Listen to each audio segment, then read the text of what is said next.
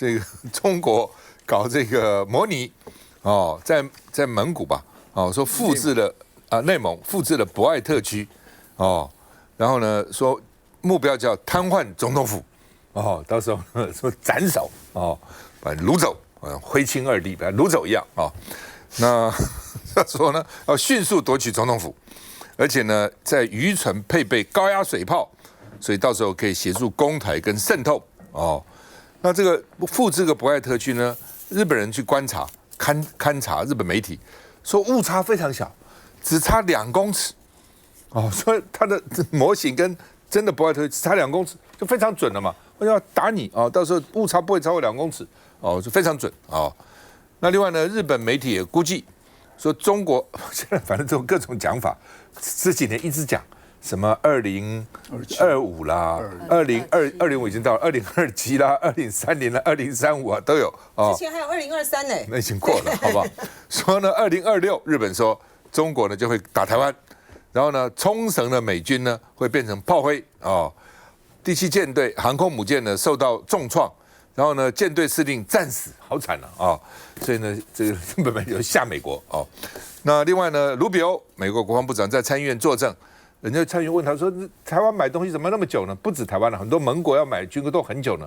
后来卢比欧承认是这个流程是太慢了。另外呢，美国的军工产业来不及做哦，他来不及啊！突然现在世界大量需要武器，谁知道打这么多场战争呢？所以他这个军工厂要做这个生产线，不是说做就做了，而且乌克兰给乌克兰都不够了，他给你什么其他国家呢？哦，所以他现在要改革哦，所以要加速流程哦。那顾立雄说呢，为了因应中共步步进逼，所以呢，国军2027年要达到高战备的目标哦。说来，敌人敢来，我们就打回去哦。那说呢，要让中国认知呢，打台湾成本高于它的利益哦，你付出很大的成本，利益很小哦。那而且希望美国加快交付对台湾的军售，我们看一下。反潜航空指挥部在反潜监控与海空联合作战上，都扮演着关键的角色。总统赖清德前往高雄续缅海军反潜航空指挥部，期许打造成不对称的重要战力，因应持续紧绷的台海局势。解放军模拟攻台的各种情境，现在就被发现在大陆的内蒙古阿拉善地区有一块特殊的模拟街景。那我们实际从空拍的地图来看，跟台北市区做对比，那其实就是在总统府附近的博爱特区。乍看像是几何图形，加上几栋小建筑物点缀在空旷的内蒙古沙漠地区，街道总长推算971公尺。而从空拍图对比，跟我总统府所在的博爱特区街道总长973公尺，不止长度相近，连转弯的角度、向道相对位置都非常接近，不免令人质疑：难道是解放军要模拟斩首行动，从空中突袭？总统府的位置是标示的相当的清楚。那所以我想这也不排除可能会进行所谓的这种飞弹攻击、精准打击的，也有可能是只是一种灰色地带冲突的运用啊。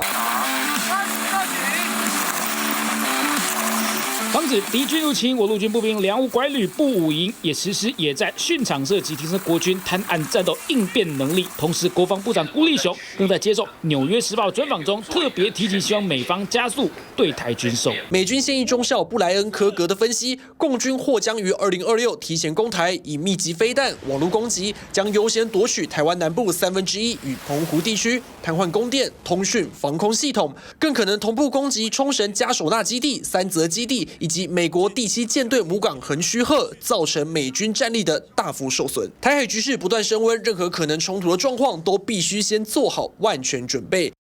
来，嘉玲议员。我想这几年来，我们也看到这个中国政府的威胁一直步步逼近哈。那无论是韩国的消息，无论是日本的媒体的报道，其实无不外乎就是他们也对他们自己国家的安危产生了一定的疑虑，希望对美军或是对美方来讲有一些讯息的释出啦哈。那刚我们特别有谈到说，台湾在这的战略地位上面，这几年确实无论从美国的这个内部的资料泄露出来，或是相关的华邮的报道，也知道说他们的战略已经慢慢调整台湾为印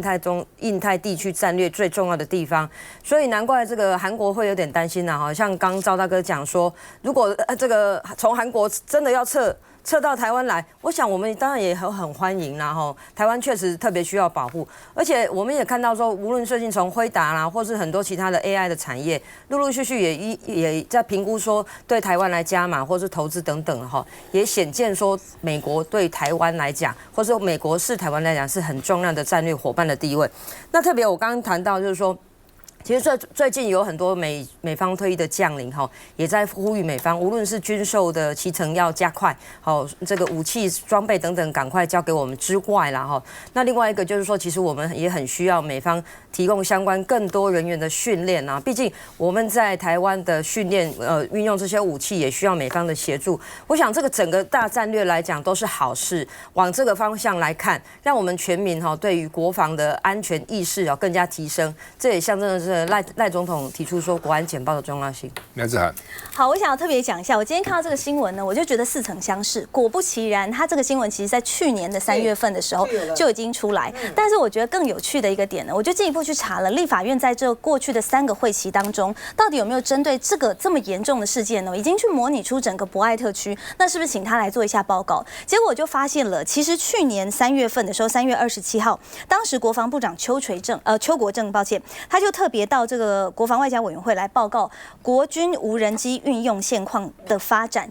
的时候呢，在他去报告的前一天就出了这个新闻，然后呢，他们就开始讨论说，无人机的运用啊，应该说我们要更加采购更多量要更多，然后呢，这样子我们才能够相应这个对手的干预，还有这个灰色地带的侵扰，然后来建立这个我们也可以模仿某个地域或者是演练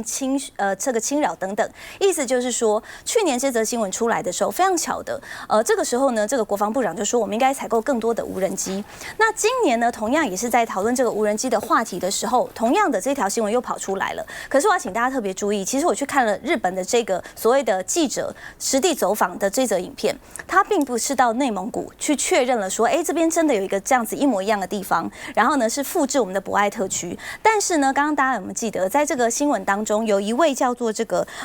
中信的国防安全研究院的助理研究员，他就特别提到了中共的确会做这样类似的这个模拟的这种这个范围，然后呢来扩大演练等等。可是他在这个日本的影片当中，竟然很明确的提到了说，这个旁边就有一个中正纪念堂。如果说你要在这边降落的话，其实是最好的，因为这个范围最大。那你不是把我们的这个国防机密泄露给这个对岸了吗？告诉大家说，其实你可以在这边进行降落。那另外第二个我们要提出来就是说，为什么这么巧合的，当这则新闻出来的时候，我们都在强调这个所谓的无人机采购，而我们现在呢就已经有非常多的无人机采购的这个预算在编列了，包含对内呢，我们有做这种军用的商规无人机，总共编列了68亿左右，然后呢，还有这个所谓的猎枭专案，也就是跟美国来采购无人机。这些都在进行当中，可是现在他们还用特别预算的方式进一步再去采购无人机，我觉得这是不是一个有点配合好的一个事情？但无论如何，做好自身的防卫准备是重要的。可是我们也非常遗憾，在这个时候我们发现了中科院他们在对内来制造自己的无人机的这个产业链的时候，竟然让红色供应链渗透，也就是说，他们竟然买到了中国的中规的这些这个器材里面的零件。无人机的零件，所以你连自己的自我防卫跟自己的这个产业链要如何的做好，你都做不到，那你奢谈所谓的国防呢？来进，这个志涵查得很清楚了哈，就是阿拉善，他就在内蒙古的阿拉善的左旗啊，他有一个模拟博爱特区，那是在去年3月的时候，也就是赖清德当选不久之后哈，这样的新闻就出来了啊。所以他那个时候的新闻的目的呢，其实就在要告诉大家，中国大陆呢这个瞄准台湾哈，然后跟我在无时不徇私谋我哈这样的意图，我觉得这个意图是很明显的哈。可是我觉得到了今年啊，再出来这样子同样的新闻啊，同样的新闻的时候，它的用意不太一样啊。第一个就是除了像刚才志涵讲的，我们可能要在国防采购上面呢要加重，就是美国要我们加重的部分，因为呢，卢比欧在那个在参院他在听证会他讲的那个是什么？他还是要强调的是要增加台湾的自我防卫的预算他把我们打造成这个豪猪，就是我们就是要打城镇战啊，就是没有变，就是美国的对台湾的这种战略呢是没有变的，他没有要派一兵一卒。好，特别是我们要注意到啊，最近巴基斯坦和这个印度，巴基斯坦用这个中国战术呢打赢了印度，这个对于美军来讲是一个莫大的警惕。你想想看，巴基斯坦跟印度两边的这军机相距160公里，巴基斯坦的战机就能够运用这个中国战术的 A 射 B 导，击落标风战机，法国的标风战机，印度的。你想想看，台湾跟中国大陆之间最近的，我们只有100多公里，大陆呢哪一天呢真的要采取行动的话，他要到登陆作战吗？这个基地博爱特区的这样的基地的设置，它还是设想的是一个登陆作战，空降。好，然后我们怎么样？中国大陆那边中共啊，如何的用空降斩首，然后登岸，好是采取这样的战略。可是到今天，大陆还要采取这样的战略吗？但是我们真的是不能够掉以轻心啦啊！在赖清德520的这一段时间，我们不是好几个案子，那大陆的那些渔民就这样子登岛了。他就是要告诉你，你们今天我们台湾的海防多么的疏漏，我这个搭了个渔船我就可以到了哈。你今天呢，美国呢，你要把这个4500名的驻韩的美军你调到关岛，这个是什么意思？表示呢，川普呢，他不要再去守这个东北亚的这个日本跟韩国的核延伸战略了嘛，他要后撤到关岛这边来，他要到第2岛链那边去了。所以从这些迹象来看，他有要捍卫，一旦台海发生战事的时候，美国也要出兵吗？也要捍卫我们吗？根本没有嘛。徐先生回来。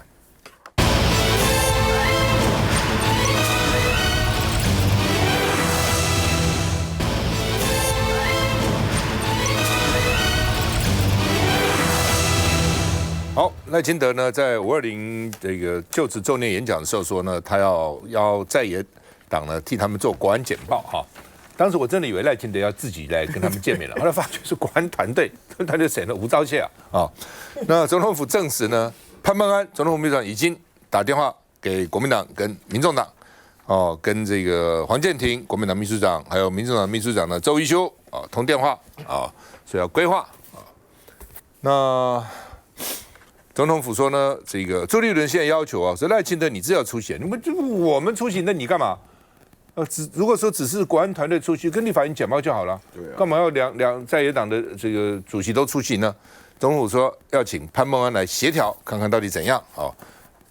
那另外要不然就是秘书长简报，两党秘书长去就好了嘛，干嘛要主席去啊？那国民党就质疑这个简报是给国民党挖坑的。所以呢，现在赖清德出不出席变成朱立伦参不参加的条件啊。那另外呢，这个吴思瑶也说呢，这个黄国昌说国安简报要直播，黄国昌就说你这是玩两边手法说呢这个要保密的部分当然是应该保密，但是不保密的部分又为什么不能直播呢？我哪有说国安简报从头到尾都直播呢？又变成两边的这个意见不一样我们看一下。政府的眼光不能只看着台积电只看着半导体台湾有1100万的劳动力高科技只有90万，不到100万，有1000万的农民、渔民、劳工。和蓝营立委一字排开卖香菇，但立法院长韩国瑜话锋一转，刁赖政府。你说今天台积电、鸿海这么大股票上市公司，它需要政府去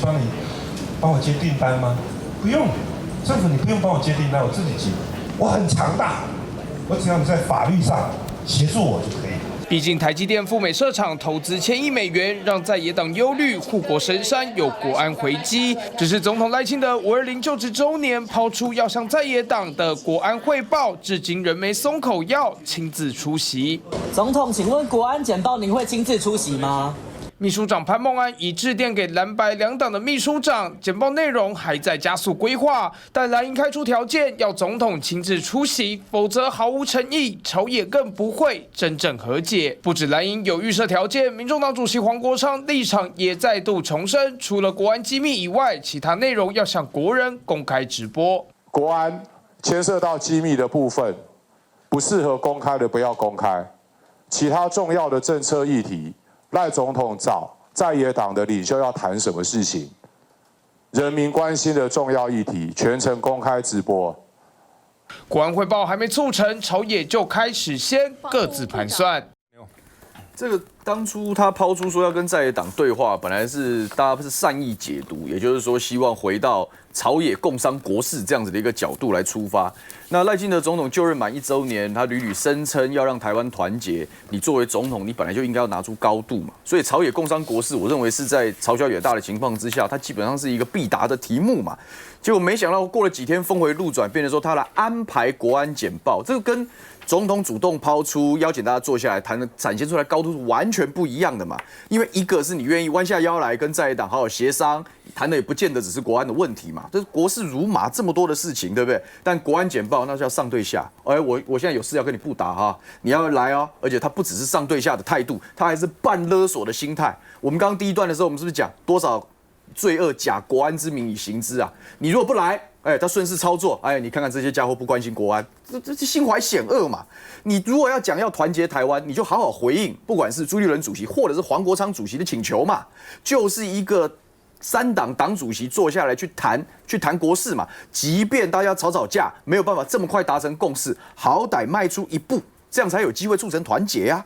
那另外一个是我们从行为来看，即便好真的坐下来谈好了，你政府这一段时间行为砍地方政府的一般性补助款啊，政党最近被爆料参与罢免团体的会议嘛，搞大罢免嘛，用斗争去转移施政无能的焦点。你现在给人家的心态是，你解决不了问题，你就要解决提出问题的人。如果这样子的一个心态，你不把它丢掉，不用新的一个态度来面对这样子的一个局面的话，那就算谈，又会有什么进展呢？所以我觉得。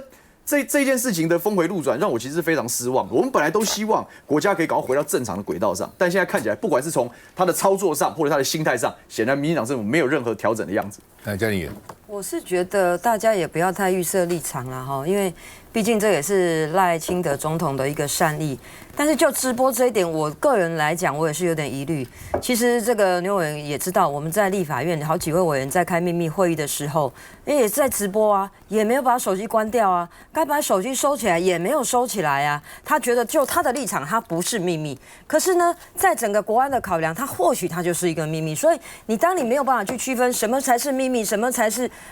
能公开的，什么才是不能公开的，我觉得一下就说要直播，其实是想让这个直播破局啊。让这个国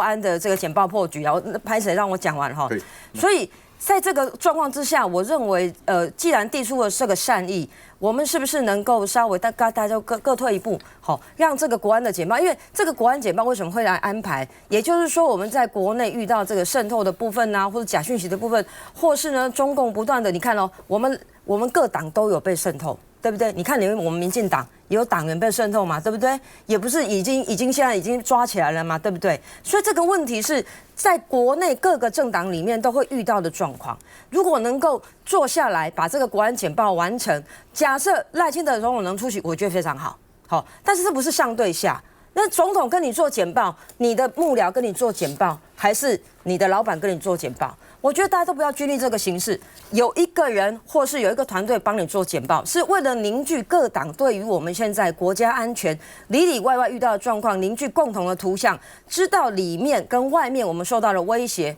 跟我们现在能够因应的状况。我觉得大家要把心胸放开来。那我再讲一遍，如果赖清德总统能出席，我认为是很好的事情。先不要预设立场，好好的沟通。我补充说明几点啊。第一个，如果在立法院里面召开正式的秘密会，手机是绝对要关在外面的。叶元之就直播啦，他也没有关起来啊。我是觉得马文君也没有把手机收起来啊。不是像议员讲的那样，就你们就各自认为没有这回事，好不好？这个事情要搞清楚。没有在国会，不要讲这个话题过头。我在国会比你久。第二个，你谈了我们刚刚讲的重点是什么？要谈的国事不会只有国安嘛？那第三，黄国昌委员讲得非常清楚嘛，国安的部分可以秘密嘛，但其他要跟国人公开说明你在长头说为什么呢？你不可以被断章取义嘛。所以我们不希望，如果今天朝野要坐下来谈，就先从不要断章取义开始。我很认同议员你讲，大家应该心胸开一点。我也很认同你讲，总统如果愿意来，这是件好事嘛。但既然是如此，那我们就先从不要断章取义开始，好不好？那黄太，我讲从陈水扁前总统跟蔡英文前总统我们来看他们上任没多久，都是分别会邀请在野党的这个主席啊，蔡英文没有，这个大家来交换一些意见哈。我讲现在比较重要的，我是觉得开一个国事会议啊，大家如何让政党跟政党之间，大家把心情呢这个平稳一点。解决一下台湾现在当前的重大这些事情，当然国安是其中之一，但不是全部了哈。我们在看现在台湾面临最大的问题是大家没有共识。第二个呢，国会现在我是觉得需要去做一些调整哈，否则很多重大的事情、重大的法案都是没有办法去推动啊。其实台湾最重要的哈，我是觉得除了两岸的关系之外，还有就是我们经济产业的发展。那现在面临这些美国跟世界各国的问题，我们到底该怎么解决啊？刚才我讲的这些是政党跟政党的主席需要坐下来谈的啊，国安只是其中之一了。来自涵。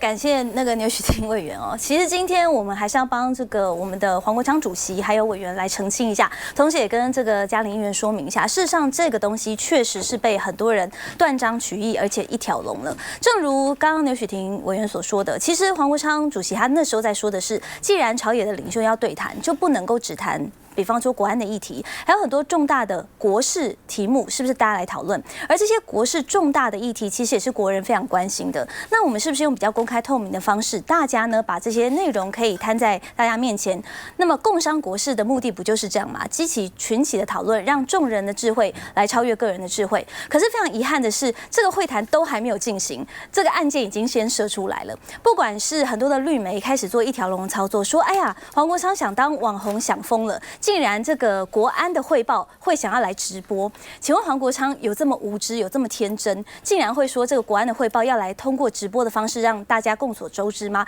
完全就是不可能。但是这些绿媒呢，既有这个一条龙式的操作，连国安会都出来回应。国安会说什么？这个国安的内容要来直播是不可能的，等于是助长这些假讯息的泛滥。另外第二个点是，到底呢这个国安的这个会议到底谁来做简报这件事？我们相信啊，现在吴钊燮是绝对不敢的。为什么我们敢这么说？因为呢前2天的时候，这个立法院才排了一个报告，要求他来做这个简报。这个简报是为什么呢？因为预算要解冻。那么到底为什么总统府会养出共谍这件事情？这个国安会的秘书长吴钊燮从头到尾都避而不答，而且呢几乎是龟缩起来了。我们就非常好奇，过去吴钊燮不是有所谓战狼外长这样的封号吗？怎么现在变成一个缩头乌龟？总统府养了共谍，养了这么久，养了2年半的时间，结果呢，国安会竟然可以不来报告，然后呢拒绝说明，连国安会。连总统府这边的预算要解冻，他们都避而不来。所以说，我们还是要呼吁一下，如果说总统你的格局够高的话，事实上现在正是台湾非常分裂的时候，你要用什么样的格局来治理这个国家，要用什么样的高度来统治我们的社会。那么现在我们看到是不断的分裂，就连你邀请这个在野党的领袖一起来共商国事，都还要用暗箭伤人，要怎么样让人不相信？要怎么样让人相信你？要让怎么样的人不怀疑说这是一场鸿门宴呢？那不会。赖总统要不要来参加这个国安这个简报？我没有意见，尊重他自己的想法。那有一个事情我觉得非常奇怪啊，这次国安简报，在野党希望赖清德总统第一个亲自出席，第二个希望在部分没有秘密的情况下可以直播。这个理由讲出来之后，这个要求讲出来之后，绿营的人士啊，直接解读什么？他们是解读在野党的想法是要羞辱赖清德总统啊，是一个羞辱性的要求啊。蓝白是在故意搞破坏，坐实了蓝白亲共卖台的形象。我听不懂哎，现在的这个国安简报不是几个在野党的主席跟执政党的主席一起面对面谈话的好机会吗？怎么现在在野党的主席希望执政党主席赖主席来参加的时候，叫做侮辱性的要求？我们就问一个问题，请问一下，现在赖政府找局处首长来跟在野党主席会面，是不是对于在野党主席的一个侮辱？我觉得是啊，我是主席，结果你派一个吴钊燮或者局处部长过来，那请问一下，你们就不觉得是侮辱在野党了吗？现在在野党只是希望能够面对面平等的跟赖总统、赖主席来做面对面的沟通跟会谈，就会被冠上一个羞辱的大帽子。然后呢，绿营在还没有开始简报就抹黑蓝白啦，是中共同路人啦。然后一手要在野党帮赖政府背书，另外一手呢却来抹红抹黑在野党这种行为，我觉得真是够了。如果这种情况之下，我真的觉得在野党主席不需要去参加一个赖总统不在的国安简报会议。休息一下再回来。